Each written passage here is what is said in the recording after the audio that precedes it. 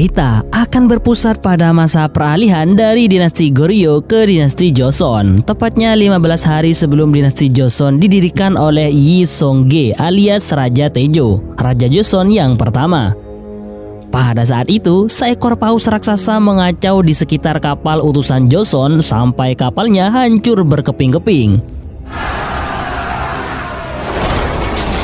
Hal itu mengakibatkan segel kerajaan yang diberikan oleh Kaisar Ming dari Tiongkok ikut hilang tertelan paus tersebut.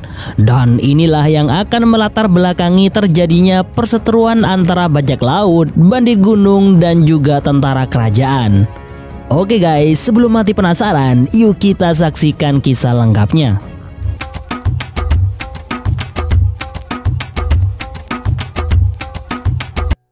Bermula saat Raja Yi Seong-ge yang ketika itu masih menjadi seorang jenderal mendapatkan perintah untuk menyerang dinasti Ming.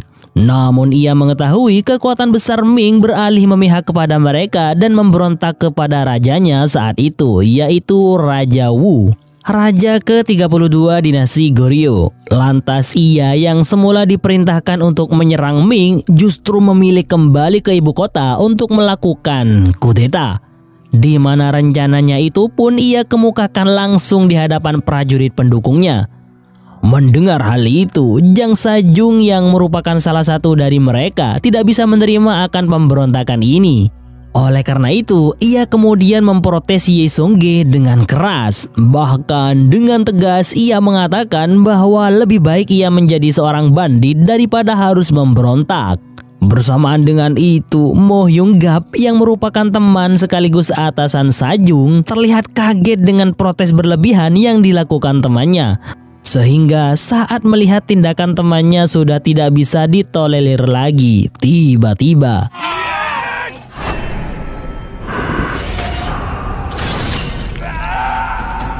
pertarungan sengit itu pun akhirnya berhasil dimenangkan Sajung dengan melukai salah satu mata Mo Hyung-gap. Lantas ia yang saat itu sudah terkepung masih beruntung dengan datangnya orang-orang misterius yang menolongnya. Yang mana hal itulah cikal bakal ia benar-benar menjadi seorang bandit dan membentuk kelompoknya sendiri. Di tempat yang berbeda, terlihat satu kelompok bajak laut yang tengah berusaha menaklukkan satu kapal.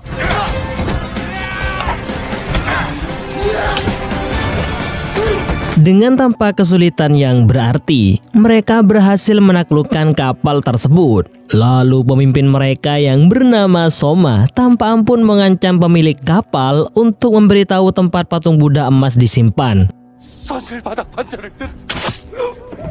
Yang ternyata setelah menemukan patung berharga tersebut, Yeowul yang tak lain adalah wakil Soma dikejutkan dengan penemuan gadis-gadis selundupan yang sudah siap untuk diperdagangkan.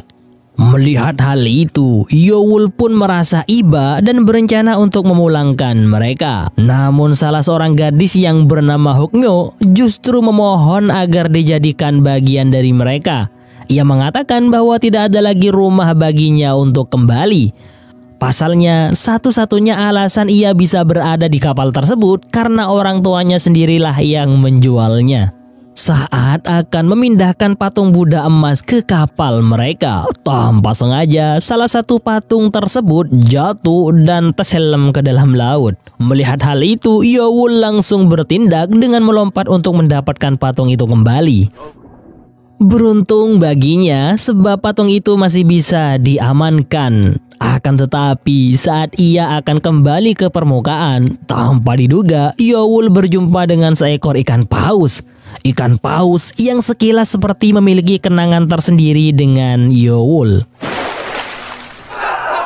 3 tahun kemudian, kelompok bajak laut Soma yang tengah bersantai-santai sambil menunggu tugas berikutnya sedang asyik bergosip dan membicarakan keburukan pemimpin alias kapten mereka yang tak lain adalah Soma. Mereka beranggapan bahwa Soma adalah pemimpin yang seenaknya sendiri. Sebab sebagai anak buah, tak sedikit pun mereka pernah menerima imbalan atas kerja keras yang mereka lakukan. Sebaliknya, diketahui bahwa Soma membeli 12 rumah pribadi dengan uang hasil keringat mereka. Lebih parahnya lagi saat mereka harus tabah dan sabar karena hanya diberi makan ikan laut, Soma malah enak-enakan dengan makan daging sesukanya. Hal itu diungkapkan langsung oleh Chulbong yang merupakan bajak laut dengan penyakit unik berupa mabuk laut.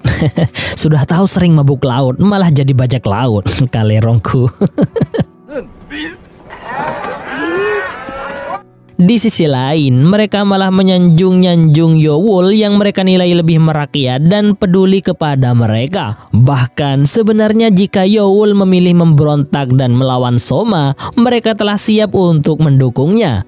Namun hal itu tidak Yowul lakukan karena menganggap mereka dan juga Soma sebagai saudara. Di waktu yang sama, Soma kini tengah bersama dengan Manho, salah seorang jenderal kerajaan yang ditugaskan untuk membawa kepala Soma. Di mana jika Manho tidak berhasil dengan tugasnya itu, maka kepalanya lah yang justru akan dipenggal. Untuk itu, karena keduanya sudah saling mengenal satu sama lain, maka diputuskanlah untuk membawa 7 kepala bajak laut anak buah Soma. Di sisi lain, Chulbong yang saat itu berada tepat di bawah Soma yang sedang berbincang-bincang, tanpa sengaja mendengar niat busuk yang Soma rencanakan kepada anak buahnya. Oleh karena itu, ia putuskan untuk kabur dan berhenti menjadi bajak laut. Sementara itu, Soma pun akhirnya memanggil 7 anak buah yang ia nilai paling lemah untuk dijadikan tumbal agar ia selamat. Sontak hal tersebut mendapatkan pertentangan dari seluruh anak buahnya, termasuk juga Yowul. Bahkan Manho yang terpesona dengan kecantikan Yowul juga meminta agar Yowul ikut bersamanya.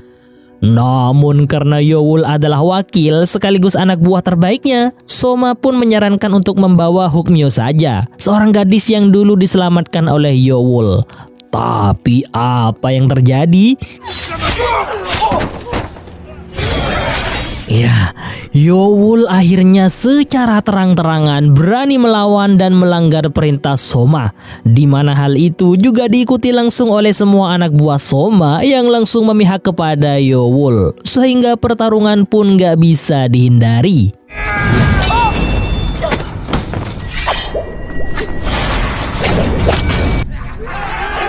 Dengan kebersamaan yang pernah mereka lalui bersama, Yowul masih mengampuni Soma dengan tidak langsung membunuhnya. Sedangkan Soma sendiri, daripada harus menyerah dan menurunkan harga dirinya, ia lebih baik menceburkan dirinya ke dalam laut. Di scene selanjutnya, kita diperlihatkan dengan utusan kerajaan yang bernama Han Sang-jil yang baru saja pulang dari dinasti Ming. Sang-jil yang saat itu ditugaskan untuk mendapatkan stempel dan nama baru kerajaan, akhirnya berhasil pulang dengan membawa kedua barang tersebut.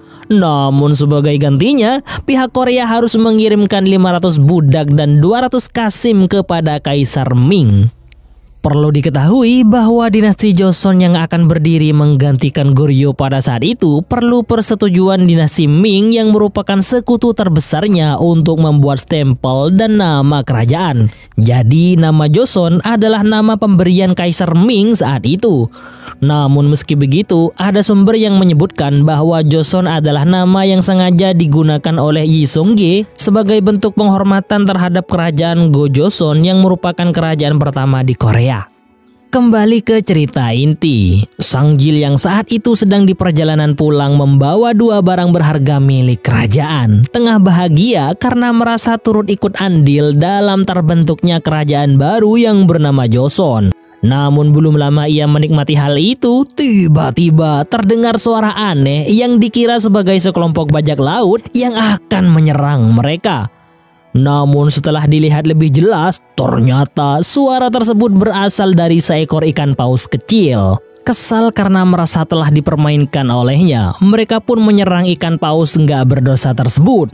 Tapi ternyata sesaat kemudian muncullah induk dari ikan paus kecil itu yang tak lain adalah ikan paus yang diperlihatkan di awal film.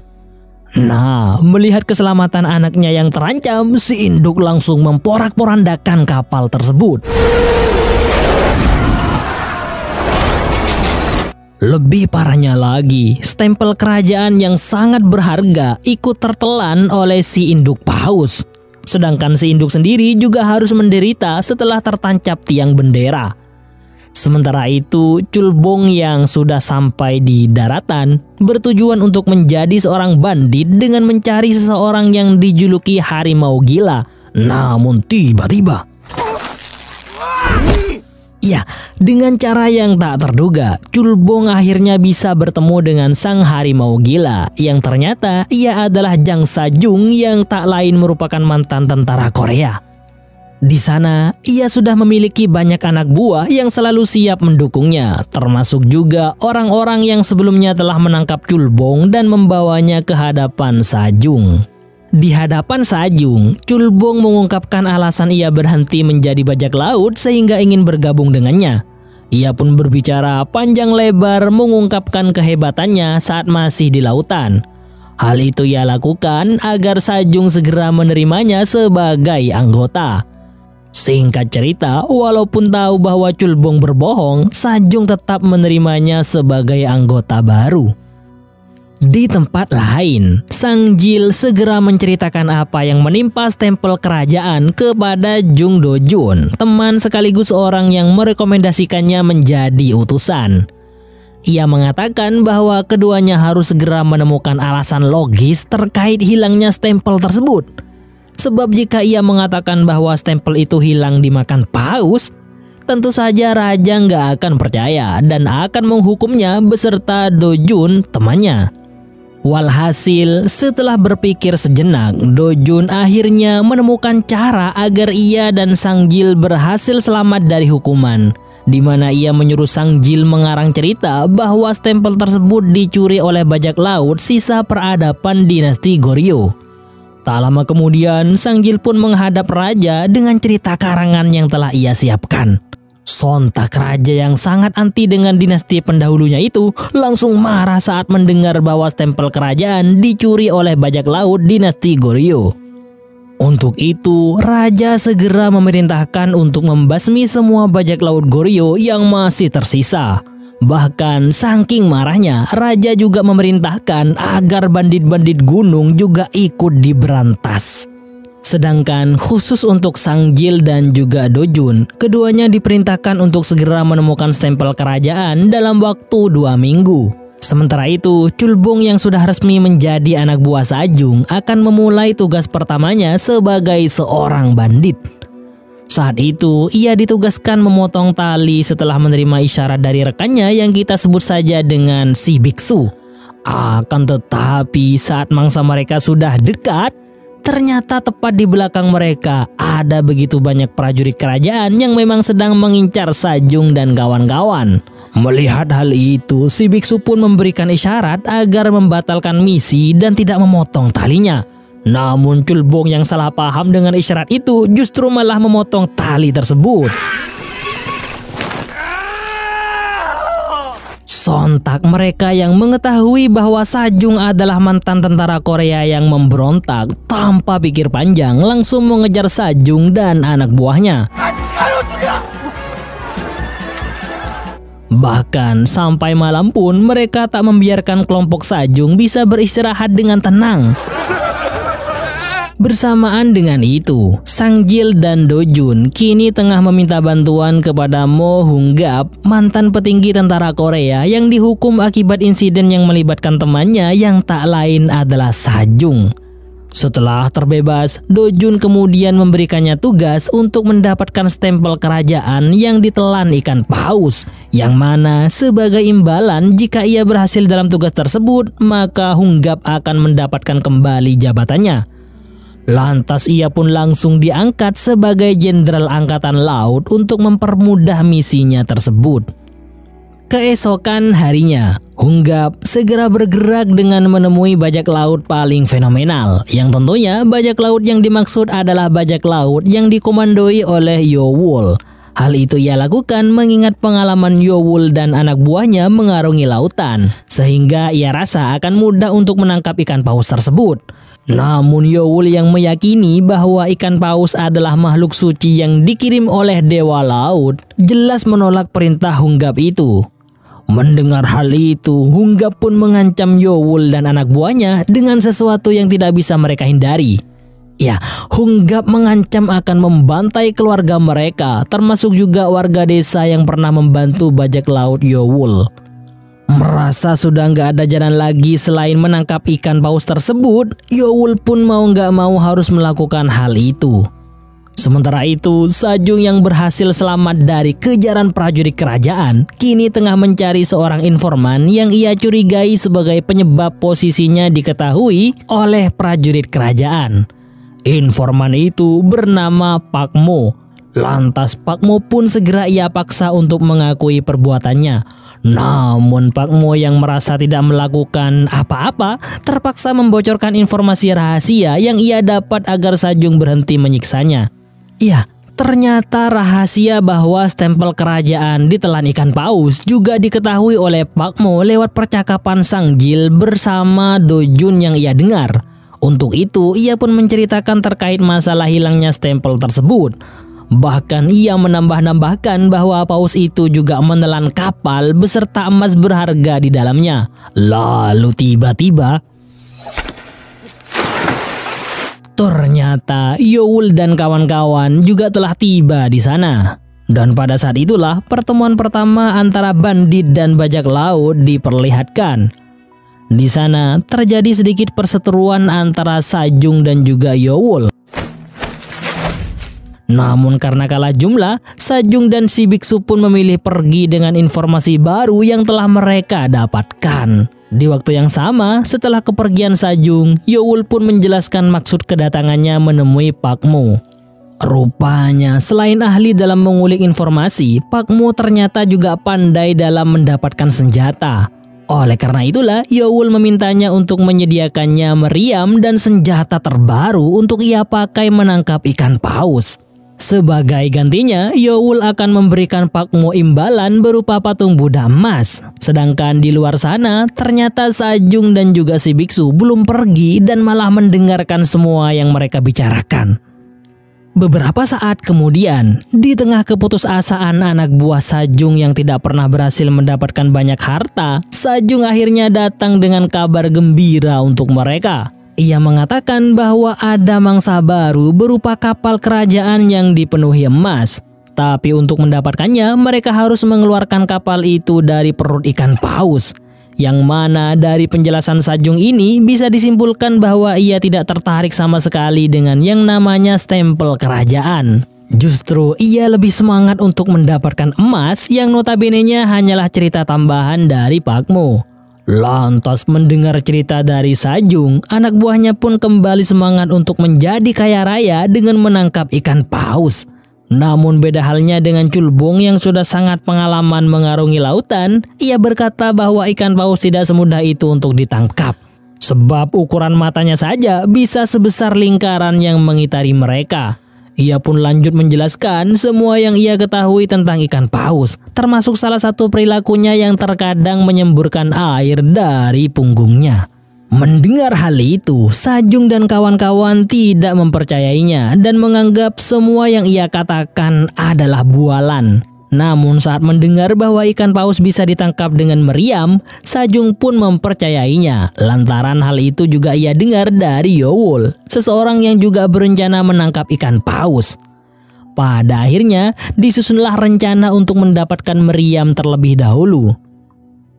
Keesokan paginya, akhirnya Yowul mendapatkan barang pesanannya dari Pak Mo. Namun saat dua gerobak sudah terisi penuh dengan senjata dan meriam, dua gerobak tersebut malah berhasil dicuri oleh Sajung. Lantas Yowul yang mengetahui hal itu langsung mengejar Sajung untuk mendapatkan barangnya kembali.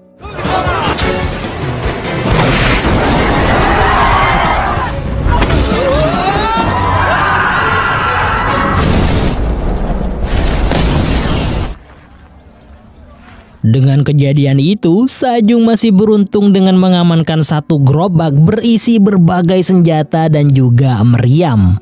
Sementara itu, Yowul juga tetap menjalankan misinya walaupun sebagian meriam dan senjatanya telah raib.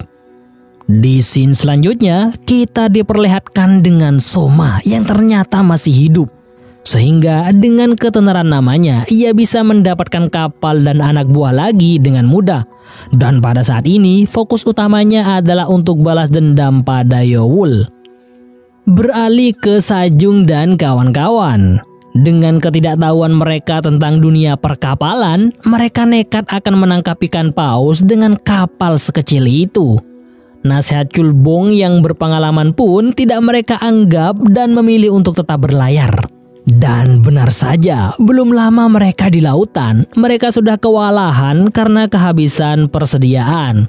Bahkan ikan hiu yang berniat memangsa mereka kira sebagai ikan paus. Walhasil walaupun sudah diperingatkan oleh Chulbong, mereka tetap berencana menangkapnya.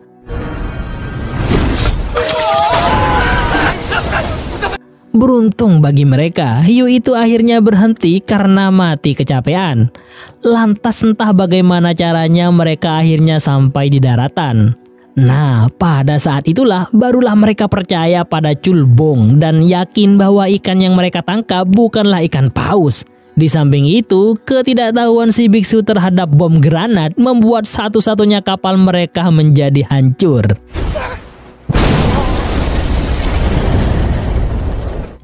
Untuk itu, disusunlah rencana untuk mendapatkan kapal baru yang lebih besar, di mana kapal yang dimaksud ternyata adalah kapal milik Mo Hunggap. Pada saat itu, Chulbong pun mulai didengarkan dan langsung menjelaskan rencananya, yang intinya ia membagi timnya dengan dua kelompok. Kelompok pertama yang berisi Sajung dan satu orang lainnya akan bertugas membuat pengalihan dengan membakar satu kapal. Sedangkan kelompok kedua yang mencakup Chulbong dan anggota yang tersisa bertugas mencuri satu kapal saat para prajurit teralihkan. Dan benar saja, saat Sajung membakar satu kapal, prajurit mulai panik dan berusaha memadamkan api tersebut. Namun terlambat, api sudah menjalar ke kapal lain yang sebelumnya telah Sajung taburi minyak. Beberapa saat kemudian, keberadaan mereka pun berhasil diketahui yang kemudian menyebabkan pertarungan pada kedua belah pihak. Sehingga pada akhirnya dipertemukanlah dua musuh bebuyutan yang sudah lama nggak berjumpa. Ya, mereka adalah Jang Sajung dan Mo Hunggap. Dengan keadaan yang seperti itu, memaksa keduanya melanjutkan pertarungan mereka di pertemuan selanjutnya. Sehingga Sajung pun berhasil kabur dengan membawa satu kapal. Atas kejadian itu, Mo Hunggap yang tak mau disalahkan oleh atasannya berencana mengarang cerita bahwa ia benar-benar diserang oleh bajak laut. Dan untuk lebih meyakinkan, ia menyerang sebuah desa tak bersalah dan menuduhnya sebagai sarang persembunyian bajak laut. Scene pun berganti dengan memperlihatkan Yowul dan kawan-kawan yang sudah menemukan ikan paus yang dimaksud. Lalu saat anak buah Yowul sudah mengunci posisi ikan paus tersebut, Yowul masih terdiam dan belum juga memberikan perintahnya. Ternyata ia tidak tega merusak kesenangan paus itu yang sedang bercengkrama dengan anaknya. Sehingga tiba-tiba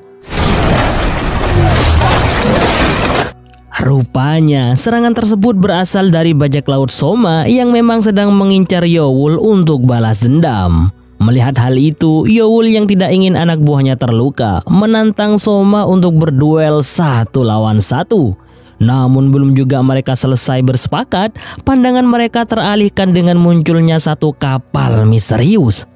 Ya, kapal tersebut tak lain adalah kapal milik Sajung dan kawan-kawan, di mana mereka yang sudah tidak bersemangat menangkap ikan paus saat melihatnya begitu besar, tanpa sengaja terbawa arus sehingga berada di tengah-tengah antara Yowul dan Soma. Lalu tiba-tiba bingung harus berbuat apa di tengah kekacauan itu, Sajung akhirnya memutuskan untuk berpihak pada Yowul. Namun Yowul yang gak mau urusannya dicampuri olehnya justru menendang Sajung dan melanjutkan pertarungannya dengan Soma. Sementara itu, si biksu yang gak mau ambil pusing dengan pertempuran itu memilih sembunyi sebelum akhirnya ia terbawa arus lautan.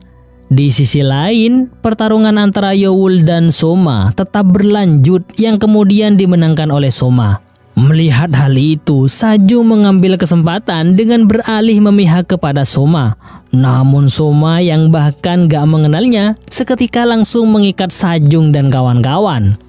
Khusus untuk Sajung dan juga Yowul, keduanya diikat satu sama lain dan telah siap untuk diceburkan ke dalam laut. Lantas sebelum Soma melakukan hal itu, Yowul pun melompat lebih dulu yang otomatis juga menarik Sajung jatuh bersamanya. Beruntung si induk ikan paus datang dan menyelamatkan mereka berdua, di mana hal itu ia lakukan sebagai bentuk balas jasa karena dulu Yowul juga pernah menyelamatkannya. Nah, sampai di sini kita akhirnya tahu bahwa Yowul dan si induk ikan paus ternyata sudah saling mengenal sejak dahulu kala. Beberapa saat kemudian, Sajung terbangun dan segera mengobati Yowul yang sedang terluka. Sehingga ketika Yowul sadar dan keadaannya sudah membaik, keduanya tetap tidak bisa berbuat apa-apa dikarenakan masih terikat satu sama lain. Belum lagi, tidak adanya kapal untuk bisa keluar dari pulau tersebut membuat keadaan semakin parah. Sampai pada suatu ketika, muncullah kapal yang membawa si biksu sendirian tepat di hadapan mereka. Setelah kekalahan Yowul, demi mendapatkan ikan paus incarannya, kini Mohunggab beralih bekerja sama dengan Soma. Walhasil, keduanya pun sepakat dan akan segera melaksanakan rencananya. Langkah pertama, karena Soma ini juga meyakini bahwa ikan paus adalah makhluk suci kiriman Dewa Laut, maka ia perlu menjadikan Hukmyo sebagai tumbal agar Dewa Laut tidak marah. Langkah selanjutnya, mereka lebih memilih mengincar anak ikan paus daripada sang induk. Sebab induk paus tidak akan pernah meninggalkan anaknya. Oleh karena itu, akan lebih mudah jika mereka menangkap anaknya terlebih dahulu. Malam harinya, Sajung dan Yowul yang mengetahui anak buah mereka dalam bahaya berupaya untuk bisa menyelamatkan mereka. Dan tak butuh waktu lama, mereka pun bisa selamat berkat kesetiaan pemimpin mereka. Sesaat kemudian, Culbong yang dilema untuk memilih antara dua pilihan, akhirnya memutuskan untuk tetap menjadi bandit gunung. Dan pada malam itu juga, kedua kelompok kriminal ini memutuskan untuk berpisah. Sajung dan kawan-kawan memilih kembali ke daratan, sedangkan untuk Yowul CS, mereka masih akan mengarungi lautan untuk menyelamatkan salah satu anggota mereka, yaitu Hukmyo. Sementara itu, Soma yang mulai menjalankan aksinya akhirnya berhasil menemukan ikan paus yang ia cari. Sehingga saat sudah berada pada posisi yang akurat, Soma pun segera membidik anak ikan paus tersebut. Sang induk yang mengetahui anaknya sedang terancam segera bergerak cepat untuk menyelamatkannya. Nah, karena hal itulah yang memang Soma inginkan, maka langsung saja ia membombardirnya.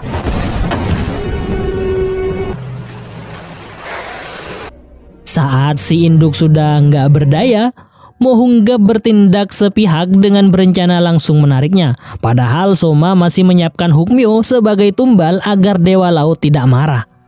Lalu perselisihan keduanya yang sudah mencapai puncak memaksa Soma untuk mengeluarkan senjata rahasianya. Ya, ia mengancam Hunggab dengan bom besar yang telah ia siapkan. Sehingga jika Hunggab masih belum mau menurut dengan aturannya, maka dengan satu komandonya saja, bom itu akan meledak yang akan membuat keduanya sama-sama mati. Namun tiba-tiba, Yowul akhirnya datang untuk menyelamatkan Hukmyo. Selain itu, ia juga memutuskan tali yang mengikat si induk ikan paus, di mana hal itu lantas membuat si induk bisa tenggelam dan mati dengan damai. Pertarungan pun berlanjut dengan Yowul yang dipojokkan menghadapi dua orang. Beruntung Sajung segera datang setelah menyaksikan kejahatan Hunggab terhadap warga desa. Yang mana dengan kedatangannya, pertarungan pun bisa seimbang 1 lawan 1. Tak hanya itu, kru bajak laut Yowul juga ikut terbantu dengan anak buah Sajung yang ikut turun tangan. Sampai pada satu momen saat Soma sudah terdesak oleh serangan Yowul, secara mengejutkan ia menyuruh Yowul segera pergi karena kapal itu akan segera meledak. Ia juga mengatakan bahwa itu adalah hadiah terakhir untuknya. Sementara Yowul memberitahu orang-orang untuk segera melompat dari kapal, Sajung juga telah berhasil mengalahkan Hunggap.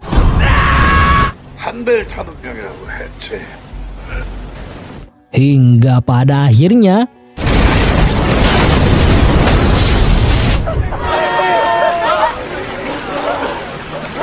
beralih ke istana kerajaan. Raja yang malam itu sedang istirahat dengan tenang dikejutkan dengan seorang penyusup misterius yang ternyata orang tersebut adalah Jang Sajung. Dengan pedang yang langsung mengalungi leher sang raja, Sajung yang tak lain adalah bawahannya dulu saat masih menjadi seorang jenderal mengancam raja karena memerintah di bawah kendali dinasti Ming.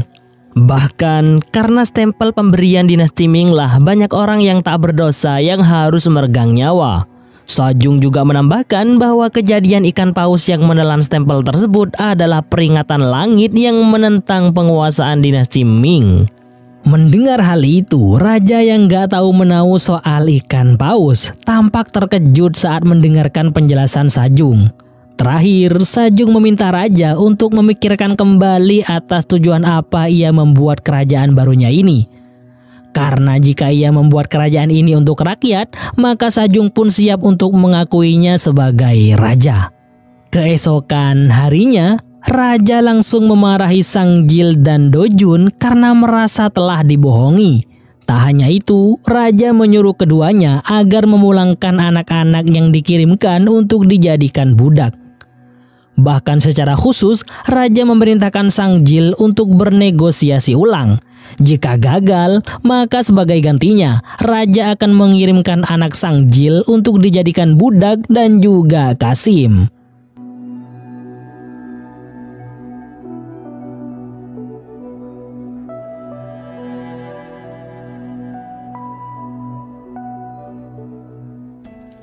Di scene akhir, kita diperlihatkan kelompok bandit Sajung yang telah bergabung dengan geng bajak laut Yowul, di mana keduanya telah memantapkan diri untuk mengarungi lautan bersama-sama.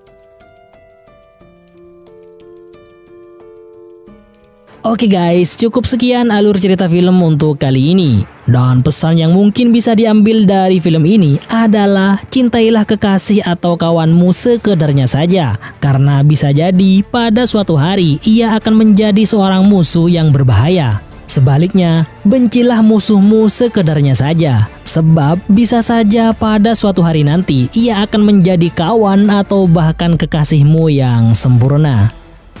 Sampai jumpa pada ulasan film menarik lainnya dari channel ini.